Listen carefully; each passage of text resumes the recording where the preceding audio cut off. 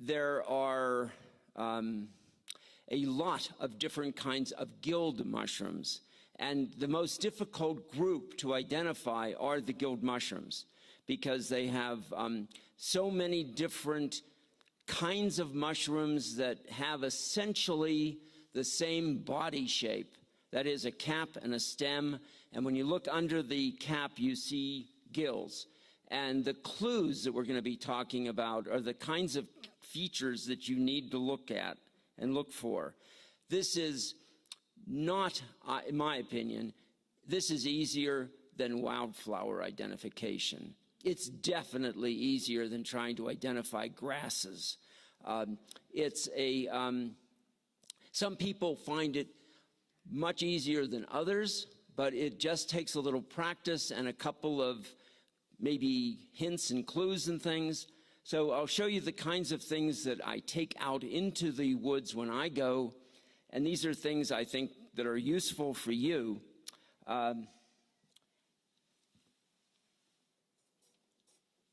You can't put the mushrooms in your pocket, and if you throw them into a bag, they get crushed.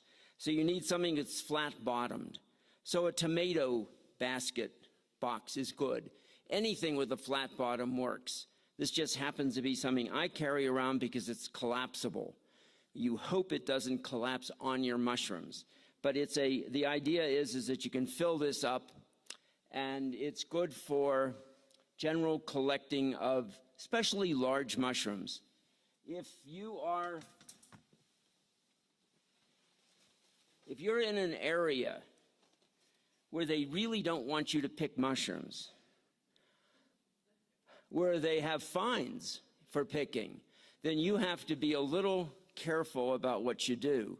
Carry something that looks like it has nothing in it or has nothing like mushrooms. You can take a day pack, for example. Or if you want to go upscale, get something like a Bonwit Teller or a Saks Fifth Avenue handbag thing, and then you put the mushrooms in that. No one will ever imagine that you've got mushrooms in it. This is just a little sort of carrying thing, and then the mushrooms can be put in here. And then when you do that, you don't just drop them in. This is a commercial break, cut-right wax paper for all the things you've always wanted to do. And you can cut off as much as you need at a given time. Linnea Gilman has a setup where she wears it around her neck, so she doesn't need to, she's like a person in a deli. She can just rip it off and fold those sandwiches. So this is a really useful thing to have. Once you have this, you don't roll up the mushrooms like that. You make packages. And so this is one sort of package where the mushroom is put inside. You roll it over and you twist the ends. I found this is really helpful because then you can drop these into your basket, and they're almost like little space module things, because when you trip, and one of the things you do hunting mushrooms in woods is trip, and they all fly out of the basket. And by having them all in separate little containers, they bounce. And when you pick them up, they haven't been broken. And they don't mix together, so that should you be collecting edible and poisonous, and you're throwing them into the same basket saying, oh, I can tell the difference. Well, after they break up a bit, you can't. And you end up having pieces of maybe poisonous mushrooms in with your edibles. So you separate the collections. And then it becomes sort of like Christmas when you get home or get to the display table. You have to open each one of these packages. And you remember that some are good and some you don't have a clue. So what I do sometimes is if it's on wood, I will try to put a small piece of wood into the container. If it's growing out of moss, I'll put a little bit of moss in there. There are ways, because your memory is not as good as you would like it to be, and you've got 30 or 40 of these packages, you can't remember which ones were on wood and which ones were on the ground. So one way of doing that is taking these little 3x5 note cards. And they can be, you can even tear them in half. and just put a few notes on there, like found this at the base of a tree, even if you don't know what the tree is. Around here, it's not that difficult. There aren't that many different kinds of trees. So, but it gives you a really good clue for identification, because where it's growing is crucially important to identifying a lot of the mushrooms we're going to be seeing. So you want to do things like that. Then, with the same note card, I don't know if you can see it here, but I have pictures of it, so you'll see it on the screen. I can make a spore print where I take the mushroom cap off the stem, place it on a note card, and then wrap it up, again, with wax paper. And sometimes by the time you get back from the foray, the spores underneath the cap will have dropped on the paper. And as there are only about 5 different colors of spore prints, things that can look alike, the mushrooms that can look alike in the field, some have a white spore print, some have a pinkish salmon, some have some sort of brown, and some have a sort of a purple brown to black. And so I don't know if you can see the 2 differences here, but one is brown and one is black. So these are important, because when you try to find a mushroom in a book, no matter how good the pictures are, a lot of the mushrooms look alike. And if you use a field guide, like, say, the Audubon Guide, in the back of the book there is an appendix which separates by spore print color all the different groups of mushrooms, so that you can reduce the likelihood of error, which is what this is about. So in addition to wax paper, they even have wax bags. This works, of course, if your mushrooms are of a certain size. But if you have mushrooms that are too big, then you need the roll. And if the mushrooms are really tiny, there's just too much bag here for some of those mushrooms. Then, if you get to the point where you want to be perceived as a professional in training, you want something like this. They cost about $5 on Amazon. I think they're fishing tackle boxes. And you have all kinds of little containers in here that can be moved around. You can expand they have little things that you can move out and make bigger columns and containers and such. And then this closes up so that they stay in the place that you put them. And this helps especially if you're picking small mushrooms. I started with egg carton containers, and I found that was really useful at first, but not for the plastic egg cartons, but for the ones that are cardboard. And the only trouble I had was trying to balance all those eggs in the supermarket as I took the empty carton out. I don't eat enough eggs to justify all the egg cartons I was trying to use. If you use egg cartons, you find that they disintegrate before you're ready to give them up. This can just be washed and reused. So this is and these come in different sizes. You're not going to put your king boletes in this. This is for small mushrooms. But you feel so professional carrying that thing around.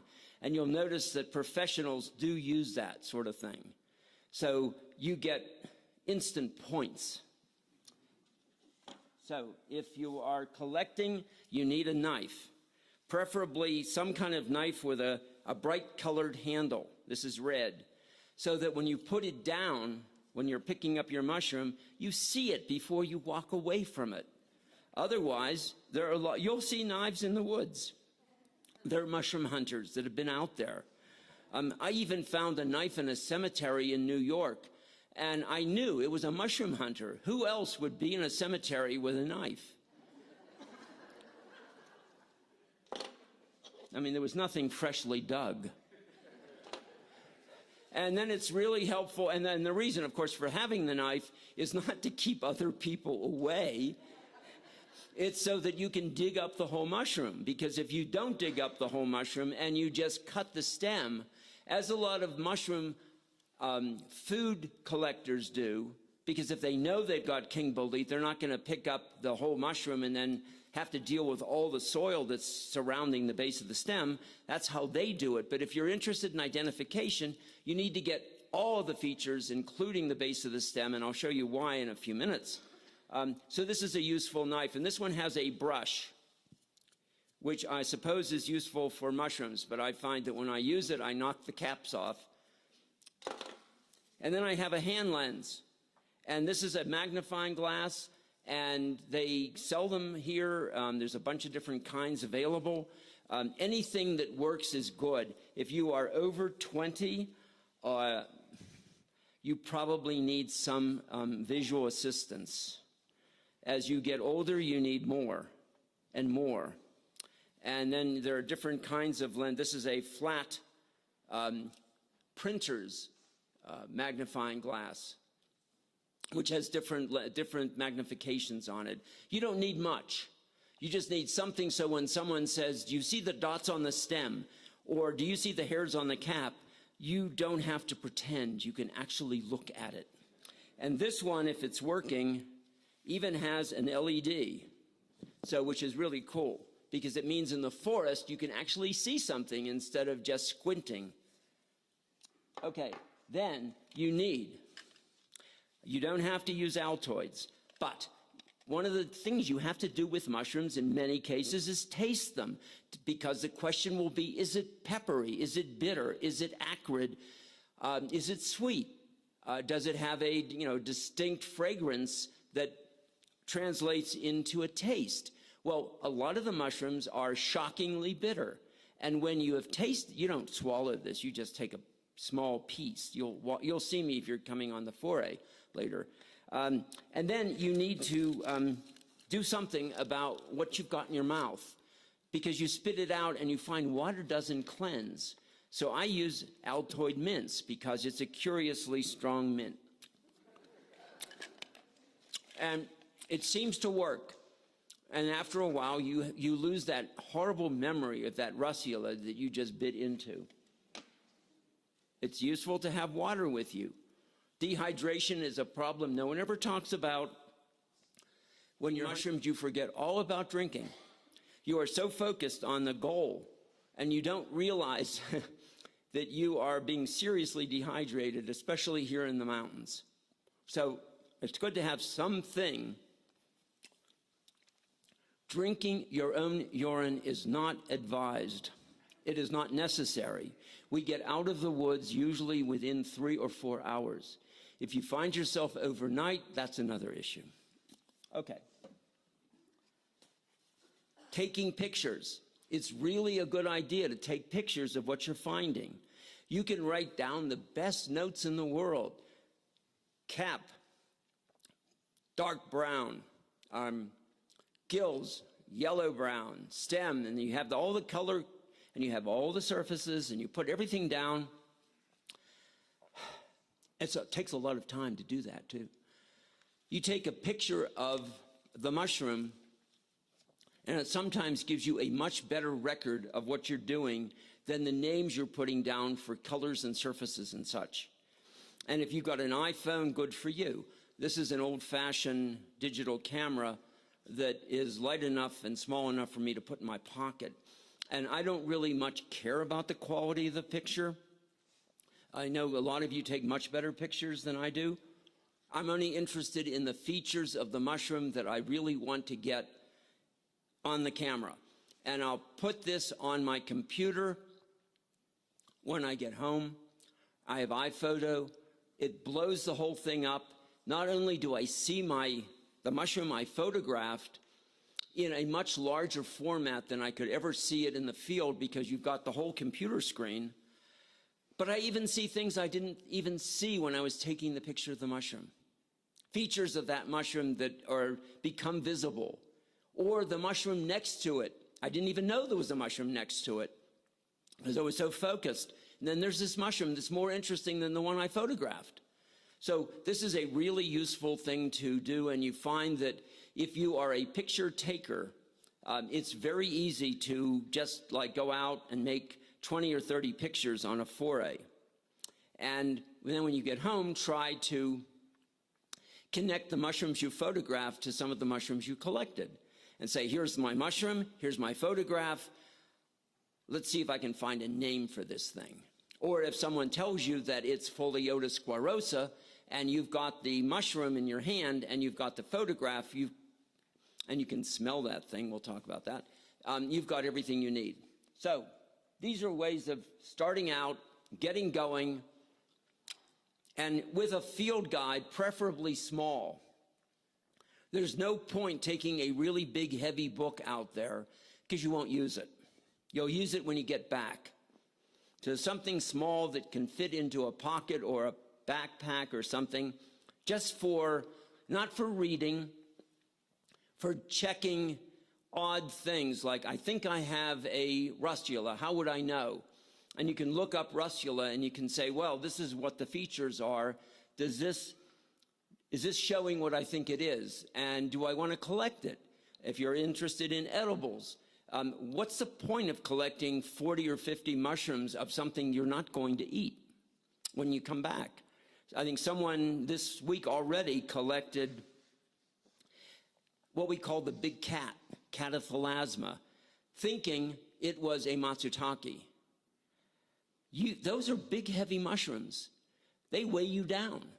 And when you go all the way back and you try to figure out what it is, if you allow yourself to believe it's a matsutake, you have one of the worst meals of your life.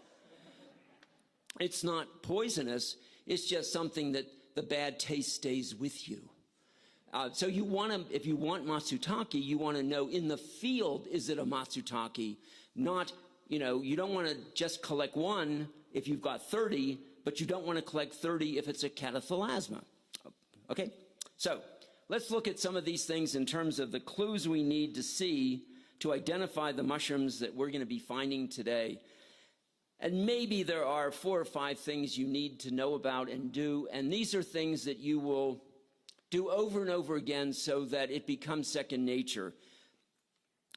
The most important group of mushrooms around here that are conspicuous that you want to avoid are the amanitas in terms of edibility. And the reason that this becomes number 1 on the list is because the amanita, unlike most other mushrooms, grows up out of an egg. There's a kind of an envelope in which the mushroom emerges, and then it bursts up through that, leaving some kind of a cup, visible cup at the base of the mushroom. If you dig it up, you won't see the cup at ground level because it will be underground mostly. So you have to dig it up. And the other clue would be something on the top of the mushroom, which would be patches as opposed to scales. And I'll show you the differences in a minute. Then everyone knows if you're buying mushrooms in the store that if you buy the very young agaricus buttons, there is a veil or a membrane covering the gills. If you poke your finger through it, you can see the gills underneath. Some mushrooms have that. That's called a partial veil. And when that partial veil breaks because the mushroom cap expands, sometimes, in many cases, it leaves some kind of a ring or a skirt on the stem. These are clues for identification. It doesn't mean the mushroom's edible or poisonous. It's just clues for ID. You'd be surprised, people who know zero about mushrooms, when they're in the hospital and you're asking them, well, what did you think you were picking? And then they tell you, oh, it was a really clean-looking mushroom. That was the word I've heard several times. It looked so clean. It looked angelic. And you'd say, well, did you notice that there was this skirt on the ring? No, because if you're not told that that's an important clue, you don't see it. In fact, you don't see mushrooms if you're not told they're mushrooms. Amazing how long you can go without seeing a single mushroom. Okay, then we're going to talk about gills and how they're attached to the stem. That's sort of important, but it's not crucial for most mushrooms. And I'll show you some examples. And then the spore prints. These are things you can make and you can see, and we'll continue to do that during the weekend as we find mushrooms. And of course, it's important to know, was the mushroom growing on the ground? Was it growing on wood? Was it coming up out of a pile of dung? what was the substrate? And this can make a huge difference between, say, two mushrooms that otherwise look alike. One grows on the ground, one grows on wood. Now, there's a whole list of things you can do, which, if you are anal compulsive, this is the sort of thing you do. You make all these little things for every mushroom you see, and you become so compulsive about this that you become a data taker. And you're no longer looking at life or at mushrooms or the forest or anything. You're just taking notes. And it's very easy to slip into this. Resist. It's a temptation for some of us. For others, it's no big deal because our handwriting is so terrible that we wouldn't be able to read it anyway. And I know you can probably put this onto a mechanical device now that you could read, but you're going to waste your time. You don't need to know all this stuff unless you are a mycology graduate student. But it's useful to know that there are these different features that if you put all of this together, you get a kind of gestalt of what this particular mushroom you're holding in your hand looks like. So let's look at the universal veil. The thing on the left, that is a mushroom emerging out of an egg. And the mushroom on the right shows the remnant of that egg at the bottom, that huge sac at the bottom. And that was not visible at ground level. That had to be dug up. So that particular thing is an amanita. Curiously, and this is part of what the lure of the mushroom world is, the one on the left is edible. The one on the right is deadly poisonous. And there are people who like to walk the edge and say, I know which one's edible, and I can eat it. And then you're a beginner, and you say, oh, I can do that too. I'm as smart as that person. And you're not. So these are two mushrooms. Both of these happen to be from California, and we don't have this. The group on the right called the Destroying Angels, we don't really have them around here. We also don't have the death cap. I mean, we're really fortunate in this little part of the world that we have one well-known deadly mushroom here, which is a very small little brown mushroom called a Telluride, which is about the least attractive mushroom for the table that you're likely to run into here anyway. But we'll study it. But it's not something you're likely to eat. But these are the ones that you really want to know about, the genus Amanita. And we make mistakes all the time at identifying these things. So here was from Telluride a couple years ago. This was a really nice collection that was put on the table, and someone wrote, and it's really interesting, sometimes you actually can read the handwriting on these little plates. And it says Amanita fulva. Well, it's close. What you see in the bottom one is the mushroom rising up out of the egg, and then you see all the different levels of the development of this mushroom, including one where you can see the entire cup at the base of the mushroom. And it's a fairly distinctive mushroom around here, and anyone who finds it today and comes in and says, oh, I found Amanita fulva, here it is, I'll just say, oops, it's okay. You get points for even close because we're not eating these. And besides, were you to eat this, it doesn't matter. This particular Amanita is edible. So when we talk about a genus like Amanita, we're saying that some of them are edible and some of them are deadly. You don't run into this problem with lettuce. You don't have this, I've got to know which mint I'm using because after all, some are deadly. This is a different world of understanding so that you say, okay, if I really want to be 100% safe, I'm just not going to eat any Amanita. And then, you swear by this, and I'm going to stand by this, live or die. And then someone comes up and says, I've been eating this for years, it's so good. And you start to soften. And this is what it happens to me. And I swear I'm never going to do something, and then I do it. And I can't believe I did it. And it's too late. You know, it's sort of like, how many livers do you have in life? You get one. So anyway, this is an Amanita barosii, and it should come in here. Now, here's a problem that I didn't think was real until I started to see how many poisonings there have been. People love puffballs. There are puffballs that are the size of soccer balls. There's nothing on this planet the size of a soccer ball except for a puffball. So if you see soccer balls on the field out by the school here, those are soccer balls. If you drive out of town and you're looking over on the right as you're driving out and you're seeing what look like soccer balls in the pasture area where the horses are, those are probably giant puffballs. And you can usually tell the two apart by kicking them. So those are large and they are edible and they can be sliced, and what I do with them is I dredge them in a kind of an egg wash, and then I coat them with panko breadcrumbs and fry them up, and they're really good. I get them and cook them until they're golden brown. Thin slices. It's the only way I like it. However, there are lots of small puffballs that are maybe only an inch or two high, and people have learned to eat those. The problem is this. What you're seeing are the young Amanita buttons that have not opened yet. In this particular case, it's not a destroying angel.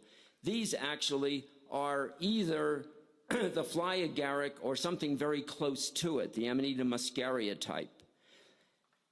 And if you think that the thing on the left is a puffball, you cut it open lengthwise and you should be able to see, I think you can see it on the screen, something inside that is a shape of something, as opposed to just plain white. So this is the egg stage of an Amanita. So one person in New York ate 10 of those for breakfast that came up in her backyard. And she was raving. Raving is one of the symptoms of Amanita muscaria poisoning when you've had too much. And her family immediately recognized this was more than ordinary raving, which she was known to do. And she wasn't calming down, so they took her in, and of course what you get in a hospital is they sedate you, and then they watch you. Being watched, if you're under the influence of this mushroom, being watched is a terrifying experience because the people watching you aren't human. They're aliens, and they're looking at you as, where can I cut first? And all these things are going through your head. And there's one great story of a colonel in the army who, as he was being watched, he realized that the doctors were angels and he had died. And he was in heaven, and the question was he going to be accepted or was he going to be sent down the other way? And then he started seeing all these neat insects crawling out of his body. This was a really bad moment in his life. So this is something that can happen if you eat, and the colonel ate his raw, the woman in New York ate hers cooked, thinking they were puffballs. So the point here is, if you think you've got a puffball, you have to double check and make sure it's not an Amanita button. You don't want to eat these things unless you want to experience what I just described, in which case, by all means, you know, it's an experience. These are not deadly. So there are other things out there that are different colors, but again, if you see that you've got something at the base of the stem that isn't a straight smooth base, or you see the patch on the cap, what's that patch? Where's it come from? You ask that question, and then the answer has to be one of two things. Well, it could be more, but if it's a mushroom, one thing is that it's some kind of a scale broken off in the cap. Another is, it looks like eggshell. And it is that. It was part of the universal veil, part of the egg, and it left this big white blob on the top, which is very easily removed. So this is another one of the Amanitas. And we have this is also a Telluride mushroom. And this is, of course, the classic photogenic mushroom that's in all the fairy tale books. And what you're seeing here is all those little patches on the cap come from that egg. And the cap is actually sticky enough so that when the cap expands up through the egg, it breaks through that top veil of the egg and leaves actually a symmetrical pattern on the cap, which makes this so attractive. And so this is the fly agaric. And in this case, you actually don't have to dig it up because just seeing the cap is identification enough. And as I mentioned last night, the whole point for most of us of finding this mushroom is to find the king bolete, because this is the clue for looking for king boletes. You see this, you know the king bolete is not far away. And you just sort of stop and walk around and actually slow yourself down and stop talking to people, because I find that a lot of people on mushroom walks get into conversation. It often has nothing to do with mushrooms, and your head is somewhere else. So you think you're on a mushroom walk, but you're really not even in Telluride. You're somewhere doing something else and going through the paces. So you have to really stop and just focus on what you're doing. This makes a huge difference. Some people are really good collectors and other people are really good conversationalists. And you have to stay away from the really good conversationalists when you're in the woods. You know, save it for afterwards if you can. Now, if you saw that mushroom, what happens when it rains? That. A little more rain, and that is a absolutely smooth red cap. You would never guess that that was an Amanita muscaria. In fact, if any of you know your mushrooms, you would say, oh, red, that must be a russula. And then if you don't dig it up properly, it is a russula to you. In other words, the patches are just adhering to the cap. They come right off. You can also get them off with spit. You spit on the cap and you rub it a bit and they come right off.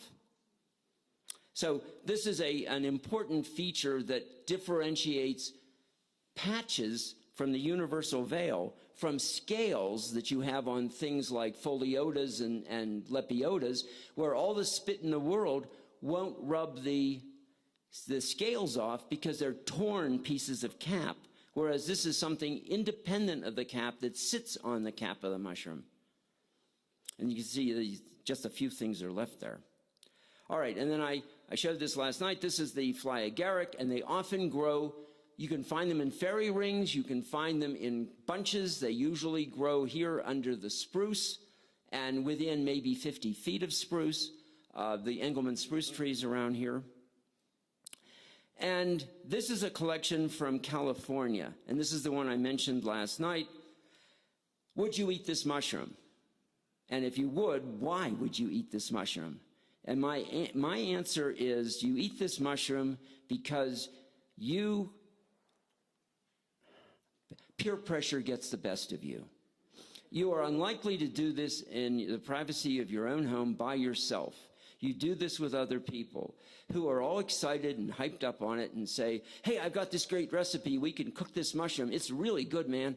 And before you know it, you're in the kitchen and you got this, oh my God, he's cutting it up. And oh, Jesus, and I'm trying to photograph this thing and my hand is shaking because everything I know about this mushroom is like, stay away. It's the classic story of Hansel and Gretel, and they go to this house they find this house in the woods, and of course that's where the witch lives. And if you look at the Russian fairy tales, the house is the color and pattern of an Amanita muscaria, and the witch is dressed like an Amanita muscaria, and the kids are supposed to go in and of course get eaten.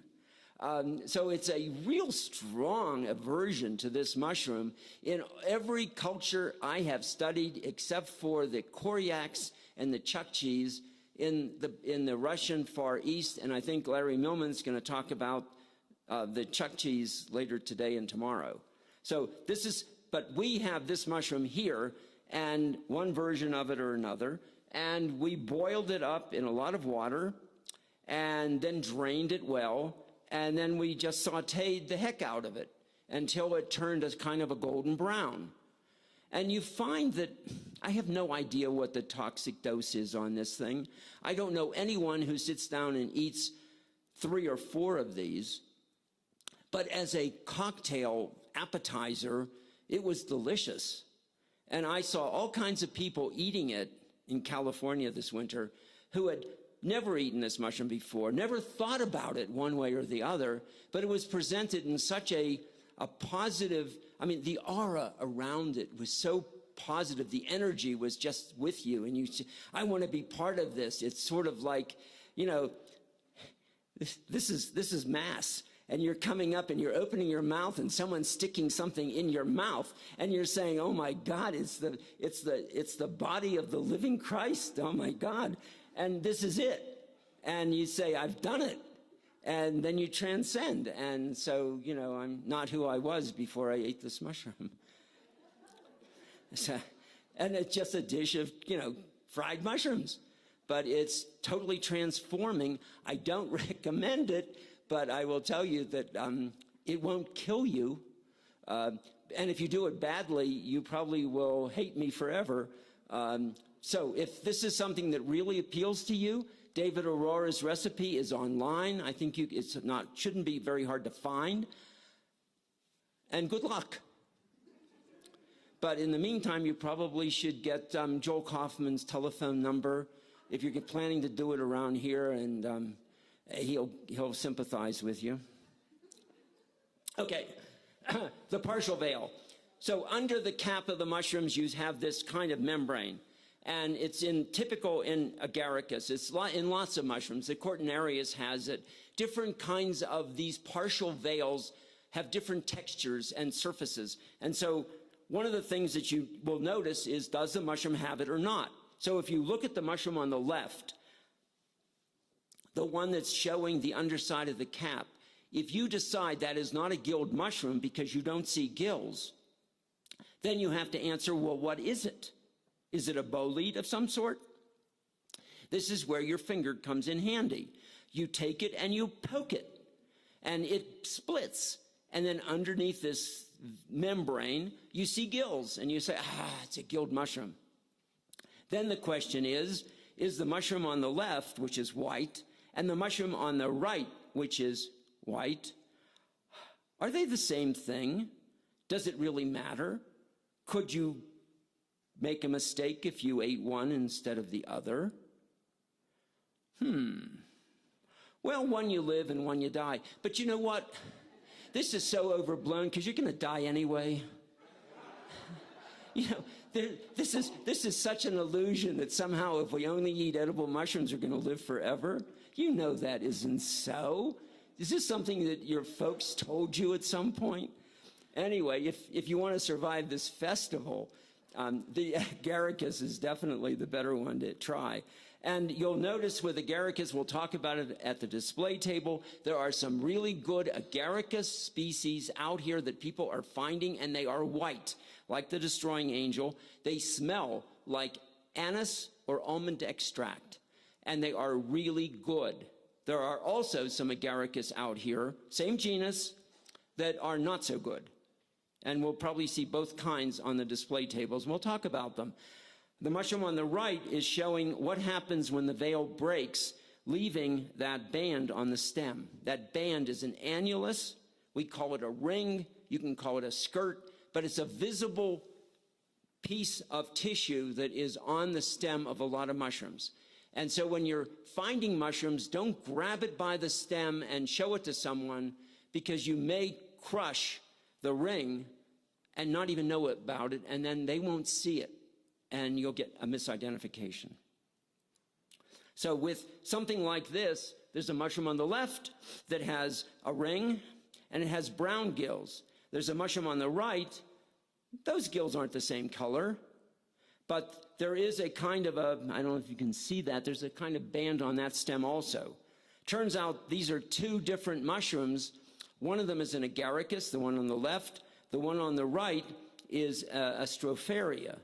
And one of the things I'll tell you about gill attachment, because it is sort of important in some cases, but not in most.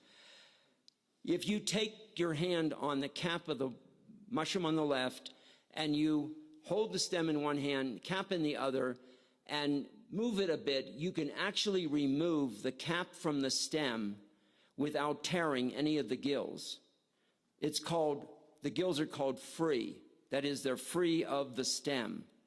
If you try to do that with the mushroom on the right, no matter how careful you are, there are going to be gills stuck to the stem when you remove the cap. So we say those gills are attached. So there are free gills and there are attached gills. And if you're using something like, say, the Audubon Guide in the back of the book, there's a whole section under the sport print colored clues that talk about gill attachment. And you have to look at the mushroom and say, are the gills free or attached? And this is something that you don't get from looking at a picture on a screen. It's from looking at the mushroom in the field.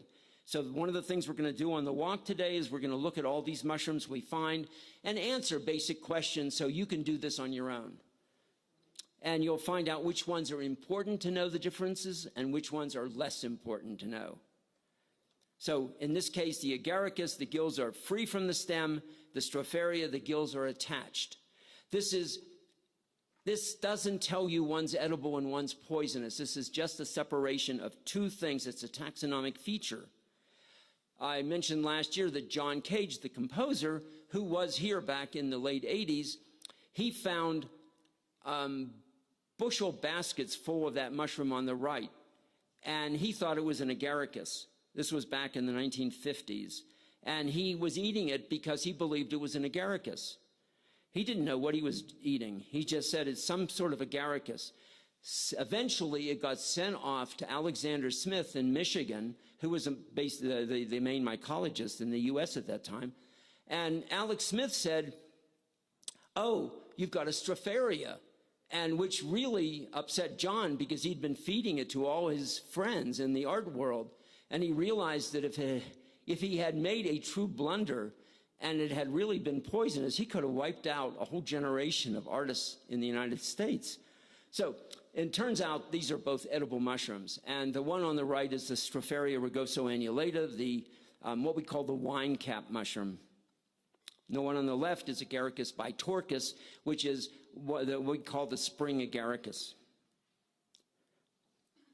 Here's another example where you can see the free gills better. You can see a racetrack. If you follow the stem to where the gills are, there is space between the end of the stem and the beginning of the gills. Can you see that? I think? Okay, so that racetrack is what you look for. It's easier to see in some mushrooms than others. This particular one is a pluteus, and it's easier to see in this particular group. Then there are the mushrooms where there's no question the gills are attached. Not only are they attached, but they descend the stem.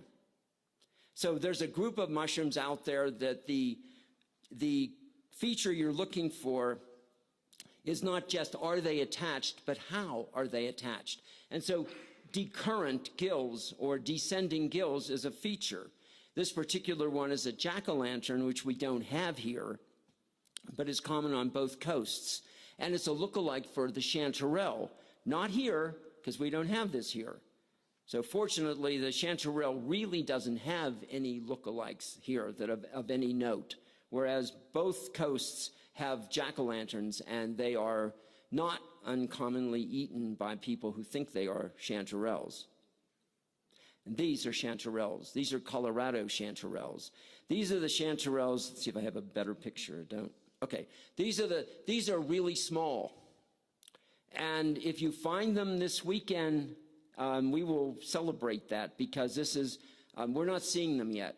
They have not come out in any quantity yet. But they're out there, and you can usually spot them because they're yellow. But they can be the size of quarters or $50 at most. So they're really small, but they can be abundant on the ground. And we're going to be looking for them, of course. And this is related to the European chanterelle. This is like all the chanterelles in the rest of the United States. They're all edible. And all you have to do is know that you've got something that is a chanterelle and you've got something which is edible. There is a look-alike out here called a false chanterelle, which grows on wood and conifer wood, And if you find it and eat it by mistake, calling it a chanterelle, it doesn't matter because it's edible. And that's Hygrophilopsis arntaica. But it's the only lookalike I can think of that's out here, and it doesn't make a difference. In other words, people are mistaking mushrooms all the time. We probably have, who knows, what percentage of the mushrooms you identify and eat are actually misidentifications, and you just sort of get away with it. I imagine a lot. I think we're mistaking a lot of our mushrooms, and it just doesn't matter. It only matters in particular cases where there are serious consequences as a result. And most of the poisonings that you have, if you're interested in that aspect of mushrooms, most of the poisonings happen within an hour or hour and a half of eating the mushroom. You don't wait a day or two. You get sick relatively quickly. And the ones we really, and we don't worry about that. We just push you out of our way. And I mean, you do not get sick in a car, for example, saying that you've been eating on the trail, and now you're letting us know. There are the mushrooms you really worry about, and those are the ones that have a time delay of 12 hours to even 2 weeks. And those are the things you don't want to screw up. No one can, you can't have them. You can't eat mushrooms and have a 2-week delay before symptoms. That's outrageous. That's not fair. And that's true for some of the mushrooms we call cordonarius. So that's why we avoid a lot of mushrooms that are nice and big and fleshy and smell good and are insect-free. And you say, well, why not eat it? And I won't get sick if I eat it, you know? Well, what you don't know is what is the downside of some of these mushrooms that cause organ damage, such as, kidney damage. You really don't want to be on dialysis the rest of your life. So there are reasons to avoid certain mushrooms and go after others. There's no one I know who's ever been poisoned eating chanterelles. I don't know anyone who's been poisoned eating king boletes. There's no such thing as eating too much. I mean, if you overeat on some of the really good edibles, your body takes care of it. I mean, you walk around the next day. You worry about some of the other mushrooms, and we'll talk about them. Now, everyone, I think, knows that those are oysters, and we have oysters here, and they come in different colors. Some have brown caps, and some have white, and if you are in the market, you see them. Sometimes they're blue, and sometimes they're pink, and you can grow them.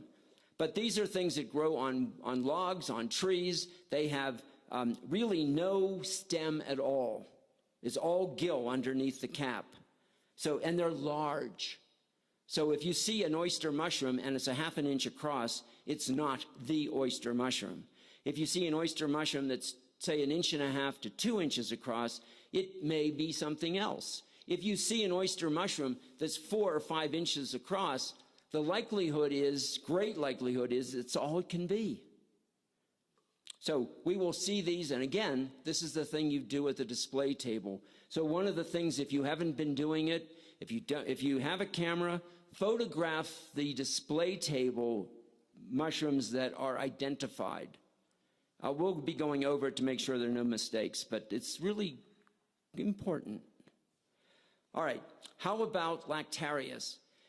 When you're in the woods and you find a mushroom and you have no idea what that mushroom is because it doesn't have a cup at the base, it doesn't have stuff on the cap, and you just don't know where to go, you take a fingernail and you slit the gills and you stare at it. And then someone comes up and says, what are you doing? And you said, I'm looking, I'm waiting for milk. And if you are lucky, little things start to emerge from the gills that you've cut, and little blobs of liquid. And that's latex. It can be white. It can be white and turns yellow. It can be white and turns purple. Or it can be bright orange to begin with. And this is the Lactarius, the milky mushroom. And these are an important group that we have in this area because some of them are large and some of them are edible.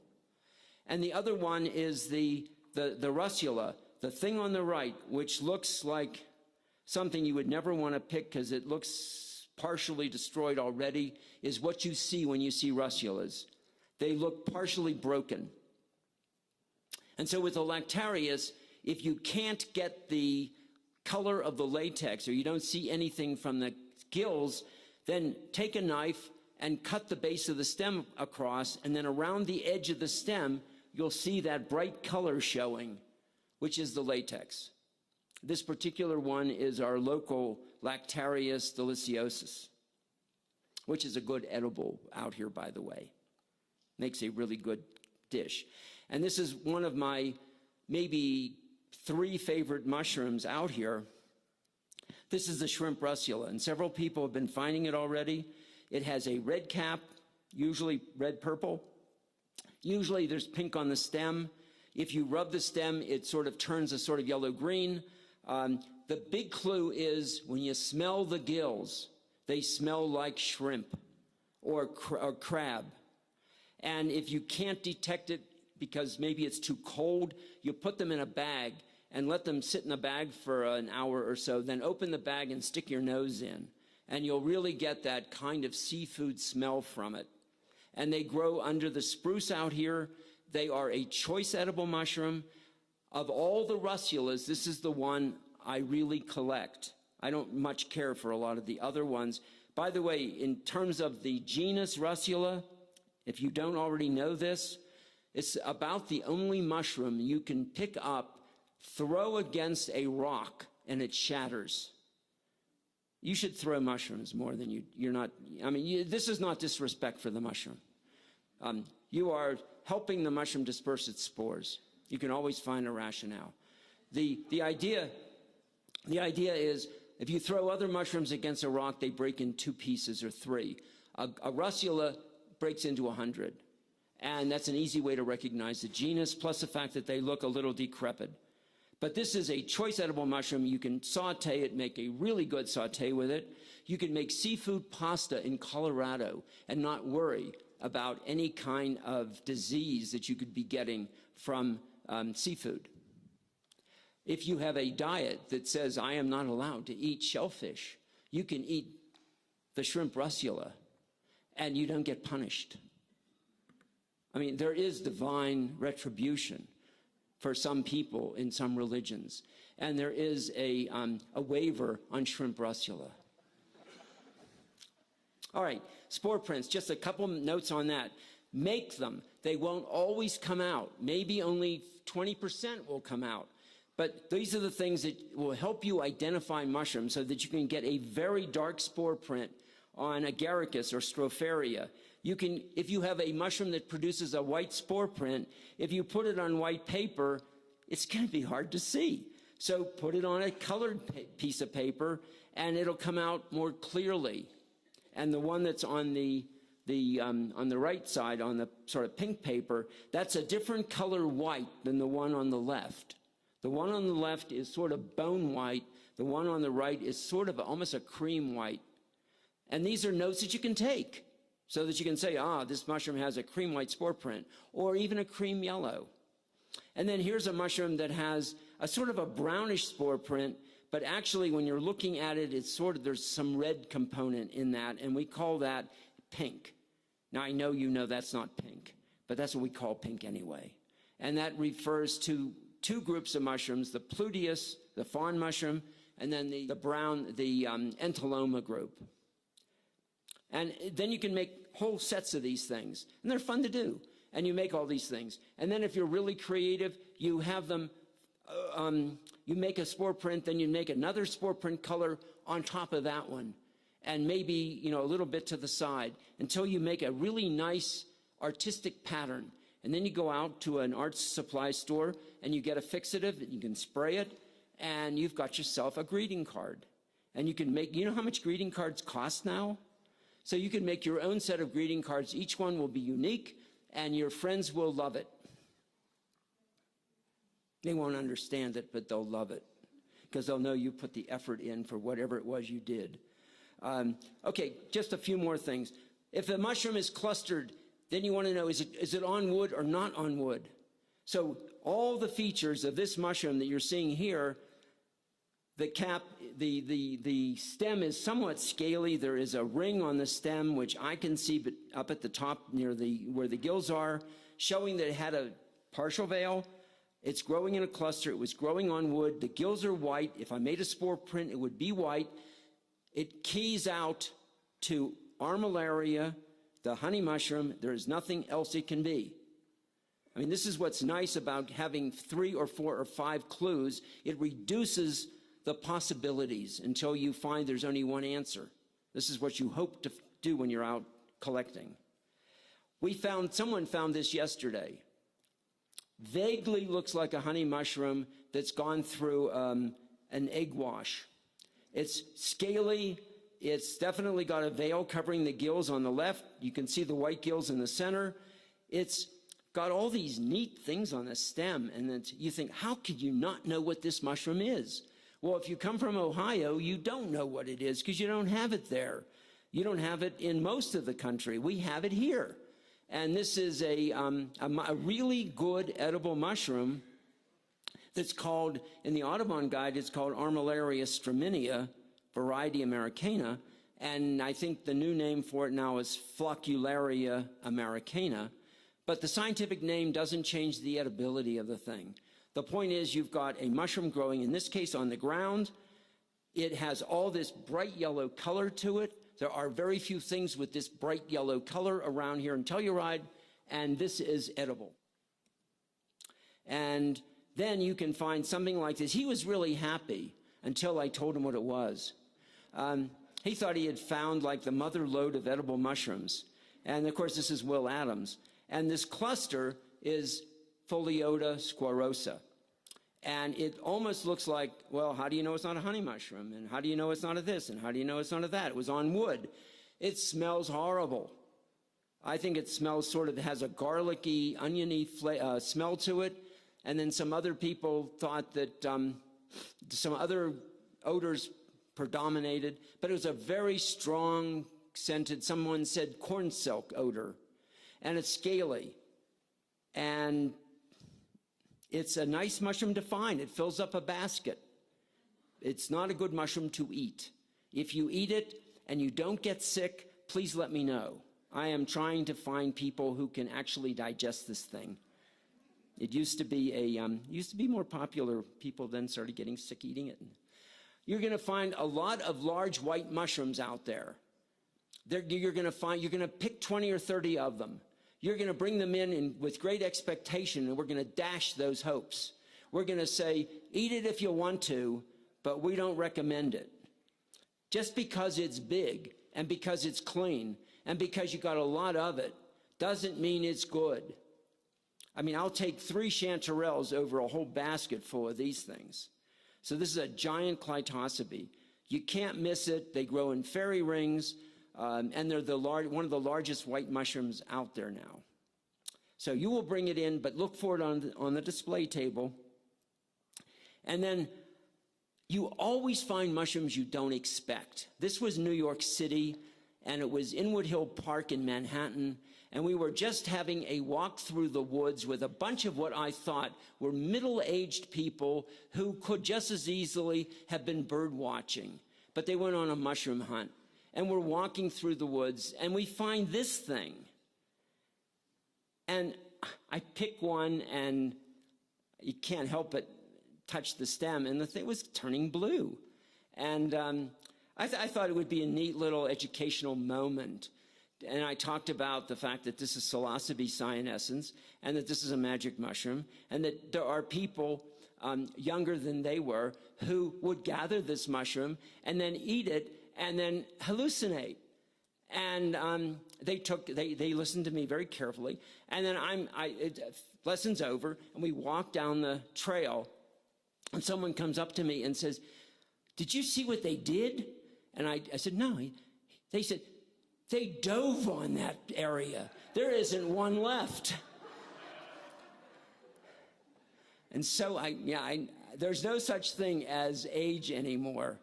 I mean, you can be 94 years old and you are just as interested in the magic mushrooms as if you're 24. And it's a phenomenon that we are, as someone said, we are no longer the subculture. We are the culture, and it's in here and it's around us, and this is it. And deal with it. Anyways, in almost all the parks back east, I didn't realize that until I really started looking, and it's a late fall mushroom back east. And this also grows commonly in California. We do not really have magic mushrooms growing in the Telluride area. You will see them here. They will be in the hands of particular people walking around. They will be generally dried. They will be brought in from elsewhere. I don't know anything about this, except that they seem to be here. I've yet to see them growing in Telluride. I think it has to do with maybe the elevation or the cold winters, but something is discouraging them from taking root, as it were, in our area here. But I still look at I look at dung, and I look at wood chip mulch, and I look at all the sorts of places that I would look for magic mushrooms if I were anywhere else. So this is a good place to learn about the mushrooms. And it's a good place if you happen to bump into someone who says, here, try one. Just remember what happened to Alice. If you find that happening to you, don't even think about looking for the key. It's over. So, shaggy manes, the last one. When you think about the parade, you can either come as a shaggy mane, in which case you don't really need much of a costume, if you're lucky enough. These are the things that are growing around here. Some people brought them in yesterday. This is one of the really good edible mushrooms. It grows along roadsides. It grows in open areas. It grows in grass. And this is an inky cap mushroom, but it's the best of the inky caps. And this is the shaggy mane. It has a very long cylindrical cap so that you can't mistake it for something else because nothing else has that very elongated white shaggy cylindrical cap. And if you do find these things, they are very fragile, and they have to be cooked and eaten relatively quickly so that you can literally take them out of the woods, put them in a little bit of water, steam them, and then eat them. If you don't have the time, but you do have a refrigerator, you can put drop them into a container full of cold water, put them in the fridge, and you can keep them for a couple of days. They won't seem to do anything. And then take them out and cook them when you're ready. Anyway, the point is, these are some of the edible mushrooms that are gilled mushrooms, some of the poisonous I'm showing you, that we're going to see, and we're going to have a foray this morning, and then we're going to have a display and identification afterwards, and then tomorrow morning we're going to have another program similar to this, but just on non-gilled mushrooms, which will include the puffballs and the coral mushrooms and the boletes and the hawk wings and things like that. So I hope to see you on the foray or at the display table, and certainly back here tomorrow morning. Thank you.